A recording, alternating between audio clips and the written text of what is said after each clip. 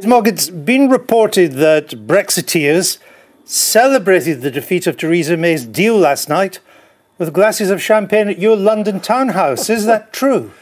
I'd look at it more as a meeting with a drink rather than a grand celebration.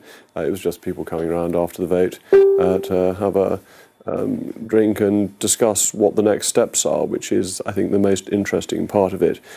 A celebration would imply we were at an end point, and I don't think even the most optimistic commentator would say that we're at an end point. No, indeed, we could be in for lots more uncertainty, even turmoil. Did it never cross your mind that you might be toasting the demise of the best Brexit you could get, and that you might end up with a softer Brexit or no Brexit at all? I think to get to no Brexit would be extraordinarily difficult. The law has been passed to deliver Brexit. That clicks in on the 29th of March, other things being equal. And the Labour Party is still saying, Jeremy Corbyn said today, still saying that it believes on delivering on the vote of June 2016. So I think no Brexit is very hard to achieve. So that leaves the issue of a softer Brexit. Well, it couldn't be much softer than was in with the withdrawal agreement. So the risk on that is, of course, there. It could be even softer. But as that isn't really Brexit anyway, that is a relatively modest risk to be taking. You told ITV that, and I quote, people did not vote for a deal, they voted to leave. But that's not true, is it? The Vote Leave campaign consistently told us we'd leave on a deal. Indeed, it would be the biggest, the best, the easiest deal in history. They didn't say no deal. Various individuals said various things throughout the campaign on both sides about what would happen in the event of a vote to leave or a vote not to leave. The government has the responsibility of implementing policy, which I think people who voted But who in the Vote understand. Leave campaign during the referendum said we could leave on no deal? Well, I think people constantly referred to what Article 50 said. It was a mainstay of discussions that people were having. I mean, I've got the Vote Leave prospectus here for June 2016 in the run-up to the referendum. It would be possible to negotiate a new settlement with the UK, with the EU, a UK-EU free trade deal before the next general election. No mention of leaving on no deal. People did not vote leave to leave on no deal. No, I don't think that's right. I think you're taking a short excerpt from one pamphlet. There was a great deal more over the campaign than that, a great deal of discussion about what would happen. But this is the Vote Leave Fund. I cannot find any Vote Leave reference to the prospect of no deal. I think you've set a very small net to catch your fish in today. I mean, you've said on no deal, the world will not end. Well, that, I mean, is that your idea of reassurance, that the world will not end? Well, if you listen to some of the people on the other side of the argument, you'd think that the world was going to end. Yeah, but there's a lot between their situation now and the world ending. There's a lot, within that continuum, there's a lot that could go wrong. That's right. What is the biggest danger if we go down this route? I think the biggest risk is going to be something that hasn't been identified, because if it had been identified, it would have been dealt with. So that's the bit of your question I can't answer. So it's a known unknown. It's an unknown actually. Unknown. I think if it were known, it could be dealt with. That I accept that there are risks of leaving without a deal, but there are also very considerable opportunities that we can get away from the very high tariffs and non-tariff barriers of the EU. Well, let's come on to because you have claimed that a no-deal Brexit, with that we could cut tariffs on food, clothes, footwear, and that would lead to cuts in prices. By how much would prices fall on this scenario? Well, it depends on the individual goods. That if you take, for example, trainers, which you may be more likely to wear than I am, but nonetheless, if a pair of trainers cost of production is £10, £12 for with the tariff, that then feeds up with the margin to £36 rather than £30. So that's the type. But overall, how much would prices fall? It would depend on the individual goods. It would depend on the ability of importers to resource goods from cheaper countries. It would depend on the regulatory environment. Because the Institute for Fiscal Studies, the IFS, it crunched the numbers on quite optimistic assumptions, to your way of thinking. It finds that overall prices would fall by only about 1%.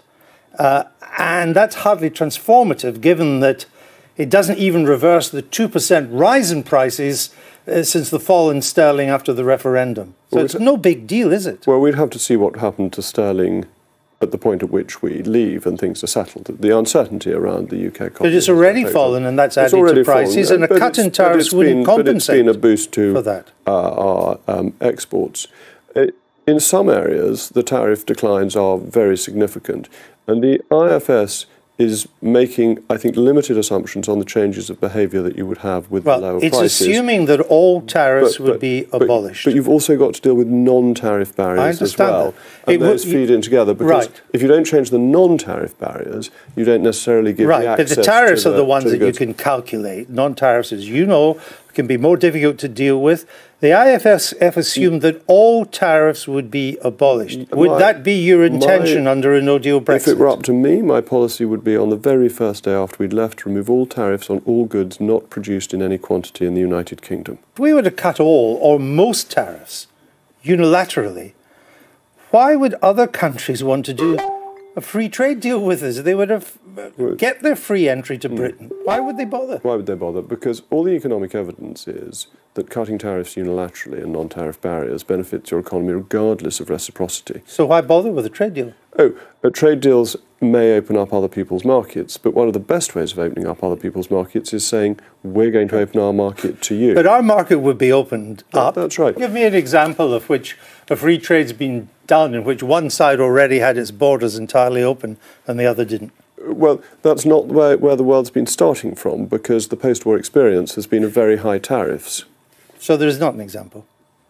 Well, Singapore has done free trade deals, and but Singapore doesn't have or has minimal tariffs on goods going into it. So you could say Singapore's a service economy too. Absolutely, but you could say Singapore is an example. But there's no example of an open economy that had no tariffs doing a free trade deal with another country that had high tariffs. You take away the incentive. No, you don't. I mean, this is a very mercantilist view of trade.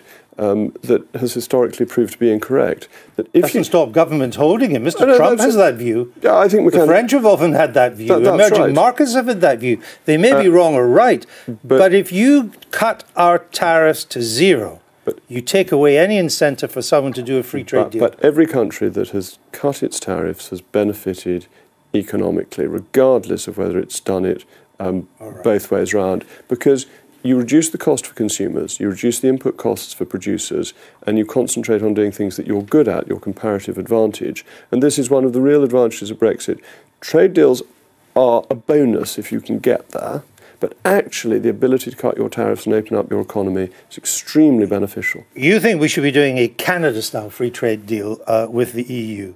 You say that the EU has always offered such a Canada-style agreement. It has, yes, it did. You've said that. It's been offered by... But only for Great Britain, not for Northern Ireland. A Canada-style deal would not of its own deal with the Irish border. I think if you check with Peter Lilly, who is the expert on this, it's been offered to the whole of the United Kingdom. Well, Theresa May was there, and she said what we've seen from the European Union isn't available or on offer for the whole of the UK.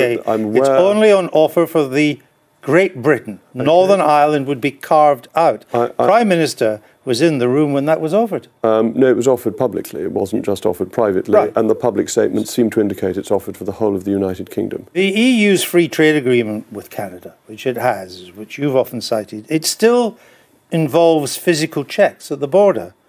You've only been to the Northern Irish border once, I understand.